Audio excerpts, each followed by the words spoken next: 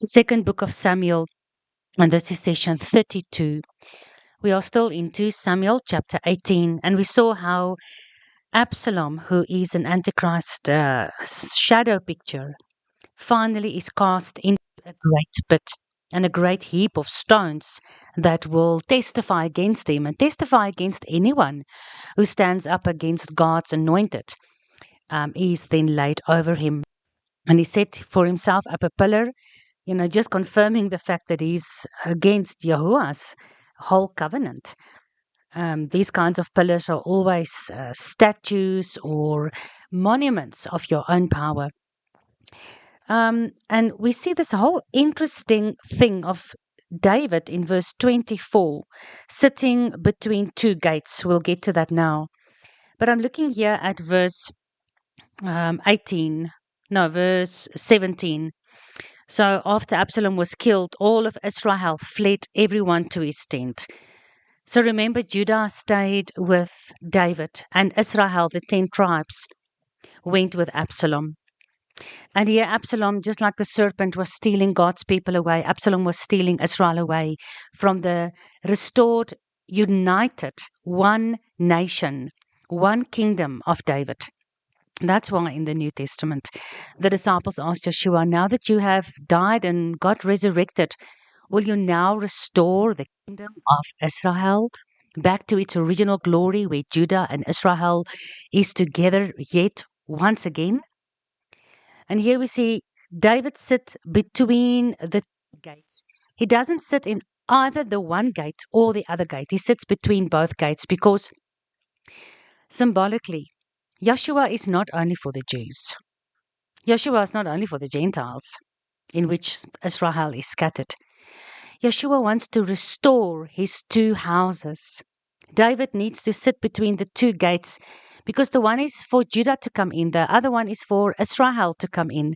Israel has all fled back to their tents, and we'll see in the next couple of chapters how finally Yahuwah restores the kingdom of Israel, all 12 tribes again, to David. But right here, right now, there's two gates. And then there's two men. If we start from verse 19, then said Ahaz, the son of Zadok. So remember, Zadok was the priest. Ahaz was one of those guys that wanted to stay loyal and true to David. So Ahaz, and what his name means, remember in the Hebrew, is Achimaatz, which means my brother of anger. Ach is brother, and Ma'atz has got to do with anger and displeasure, being so angry that you close your eyes. Also, maybe even closing your eyes to, the truth of what's going out there. But in this case, Achimaatz was a beautiful follower of King David, and he said to Joab, I want to run and bring the good tidings to the king that Yahuwah have avenged himself on his enemies. So Achimaatz cannot wait to run back to David and tell him, finally, your enemy and all those who followed him has been destroyed. You are the king. You can now rightfully sit on your throne. You can have some peace. After everything you've been through, what a beautiful intention and a beautiful heart this guy had. But Joab said unto him, you will not bear tidings today. You will bear tidings in another day. This day you will bear no tidings because the king's son is dead. So Joab, maybe for some reason, no, I don't know, maybe he knew Achimaatz and he knew that he was too eager and he was going to bring the tidings of Absalom's death, not in a sympathetic way to David. I don't know. But he's telling Achimaatz, you are not going to bear tidings today. But then Joab went to Cushi. And Cushi in the Hebrew, you don't really find any other meaning than the fact that he is a descendant of Cush. So you remember the sons that Noah had, Shem, Ham, and Japhet. And then Ham, one of his sons, was Cush. And Joab said to Cushi, go tell the king what you have seen. And Cushi bowed himself down unto Joab and ran. So for me, maybe I'm wrong, but Achimaatz is the son of the priest. And, it always lets me think about the house of Judah, where they have, although with the Talmud and all the other problems we know about them, they have always kept the Torah. They've always the priestly heart in them. And the tribe of Levi was, of course, divided between the two houses. But the Levites that have stayed with Judah for a long time, they still continued in the Torah, where the 10 tribes totally got lost in the nations and became pagan themselves. So maybe for me, because David is sitting between two gates, maybe for me, Ahimaaz represents Judah. And Cushi, because, the sons of Ham was Mitzrayim, Put, Cush, and Canaan. All the nations that are totally Gentile, totally pagan, totally went away from Yahuwah, became the biggest enemies of Israel. So for me, Cushi representing the Gentile nations and by thus representing Israel. So here we've got these two guys. The one wants to run to his king. The other one must be commanded to go to his king and to go and testify of what he saw. But he's willing. Cushi bowed himself down and he started running, beautifully representing how we as Israel, um, we are not as good as the house of Judah has been over the last 2,000 years. Not talking about the Jews of Synagogue of Satan, you know very well what I'm distinguishing between the rulers of the world and the house of Judah today. But the older brother, although he was angry at the younger brother, still stayed home while the younger prodigal son went away. So here Cushi, bearing the name of Cush from Ham, he starts running. But he's not as good as Ahimaaz from the priest, from the Zadokian priestly line. Because Ahimaaz went to Job and said, I also want to go. I pray you, I beg you. Also, let me run after Cushi. And Job said, okay, why do you want to go? You don't have tidings already. But Ahimaaz just kept on bugging him. And he said, let me run, let me run. And he said unto him, okay, you can run. Then Ahimaaz ran by the way of the plain, and he overran Cushi.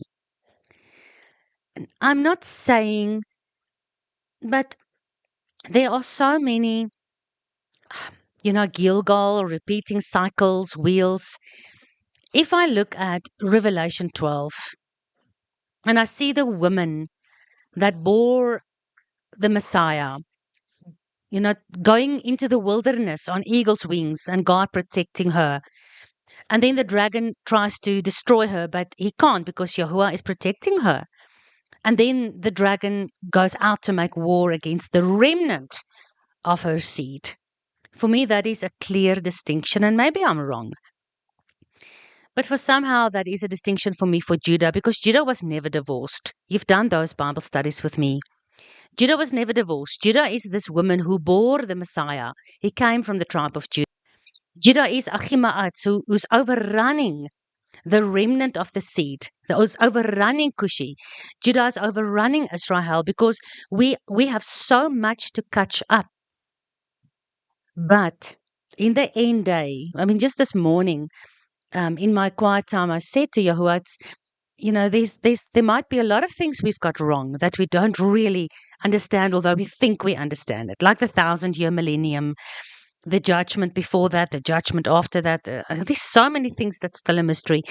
And I said to him, maybe some people that are saying and that are showing us different views, maybe they're right and I'm wrong. But I don't think so, because if I look at how God is opening up revelations to Gentile people, people like you and me, who has never been a Jew or have any Jewish bloodlines or family links or Bible studies ever in our life.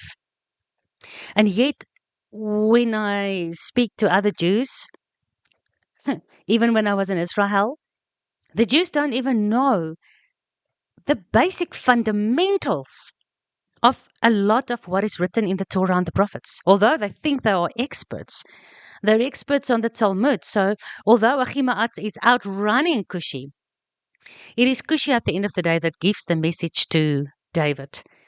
And I said to Yehovah this morning as well, I don't think I'm understanding the 1,000-year millennium incorrectly when I say it is still something that is ahead. There are so many people that say it's something that has already passed. And we are now in the time of that short period that Satan has to gather the nations against Jehovah. I don't agree with that. I'm still learning and investigating, but let's not go there.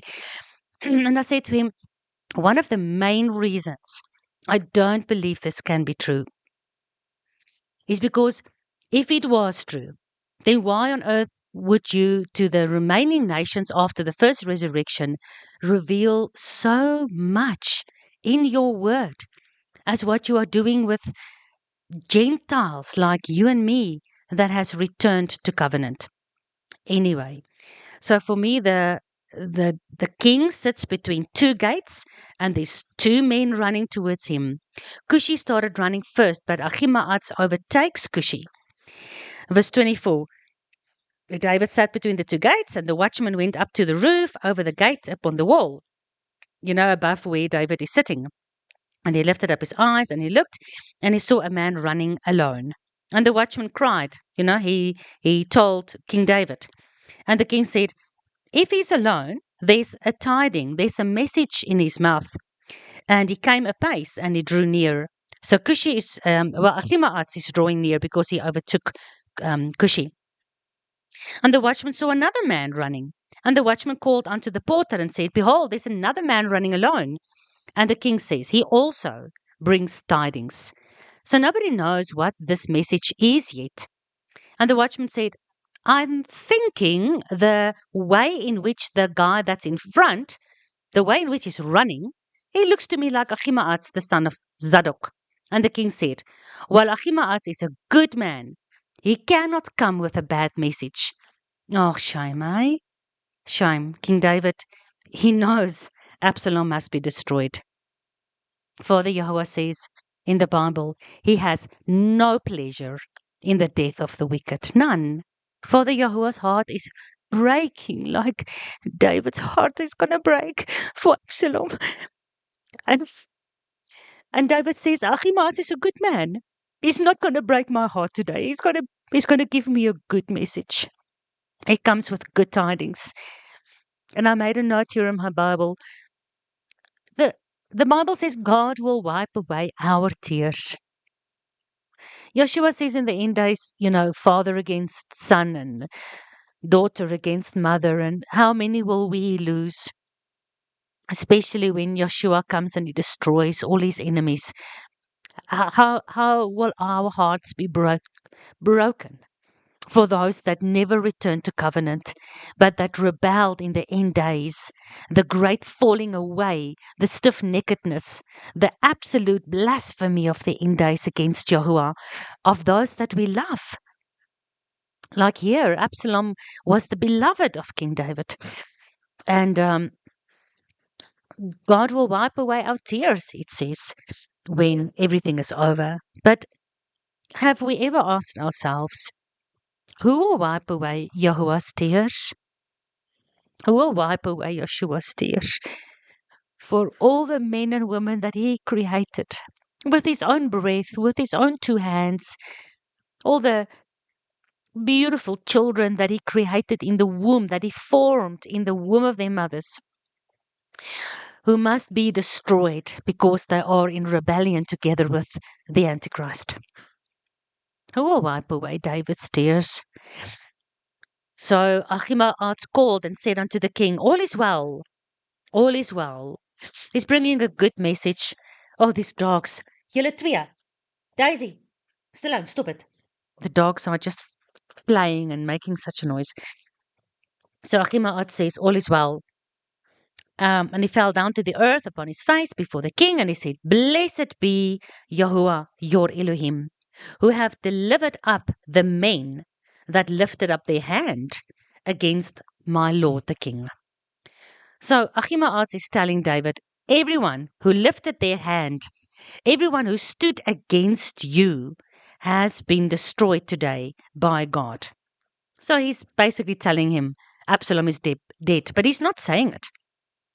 And the king said, is the young man Absalom okay?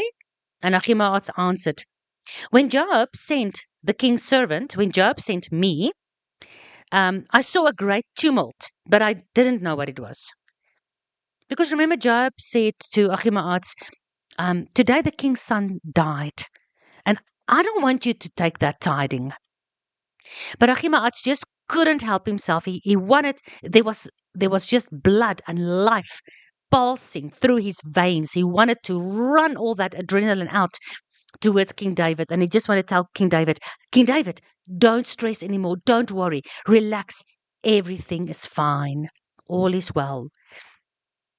And the king said, turn aside, stand over here, because I need to know what happened with Absalom. And there's another man coming. There's another man running, which is Cushi. And Ahimaaz turned aside and he stood still. And behold, here comes Cushi. And Cushi said, tidings, my lord the king, for Yahuwah has avenged you this day, all of them that rose up against you. So Ahimaaz said, Yahuwah has delivered you out of the hands of the men that lifted their hands up against you. And Cushi says, Yahuwah has avenged you. So between what Judah sees as deliverance and how we, because we believe in Yeshua and we understand the Son of Man, the Son of God, is coming back to tread the winepress of God's anger and who will avenge Yahuwah's kingdom. Maybe we understand a little bit more of this relationship between Yahuwah and the Antichrist. And of course, this relationship between Yahuwah and all those who follow the Antichrist. Also because we know that Yeshua is sent by Yahuwah to avenge all the innocent blood on the earth, to avenge the whore of Babylon, the false prophet, the beast, and all the wicked and foolish, and all those who love the lie, all the dogs and the sorceress and the whore that stands outside Jerusalem. Maybe we understand how Yeshua is avenging himself and Yahuwah upon the wickedness of the world, but that it also does bring sadness to the king. And the king said unto Cushi, what about Absalom? Is he okay? Is he safe? And Cushi said, the enemies of my lord the king and all that rise against my lord the king to hurt you, may they be exactly as that young man is. So Cushi didn't say, hey, we found him dangling and hanging in a tree. And Joab put three, what was it, spears?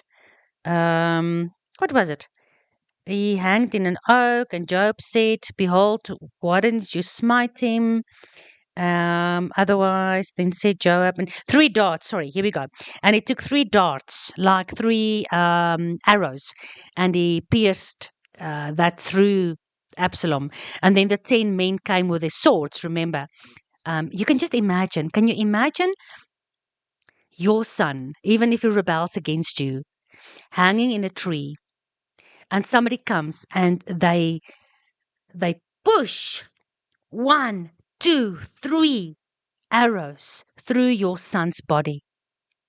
And then 10 men comes with their swords and they slash and they cut and they thrust. You can see this body hanging and twitching and moving in the branches. It's a horrible sight.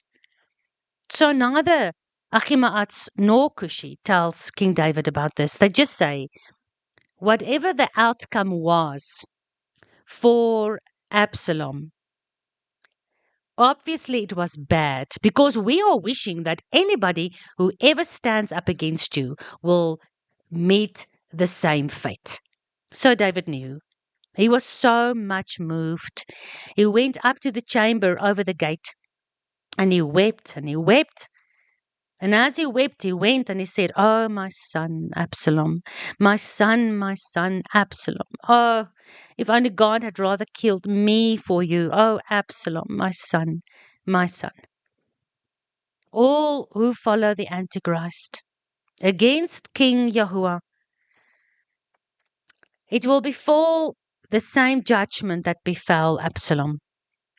Yet we still cry, we still pray, we still hope, even if we love them and they persecute us. God still cries, He's hoping, He's trying, He's calling, even if they persecute Him and they persecute those that belongs to Him. He still loves them and they will be destroyed. Ay, ay, ay. But in the physical sense, I cannot imagine David's pain. I cannot imagine what it must be like to have a child that wants to kill you. Ay. But yeah, better things to come soon in the next couple of chapters until we get to King Solomon. David is king. His reign is not without trouble. His reign and his ruling is not without the consequences of stuff that he has done wrong in his life. But finally, he is king over a restored Israel. But we'll get to that in the next sessions. May you be blessed. And may Yahuwah's word find a place in your heart where it will grow into the mustard tree that Joshua speaks about.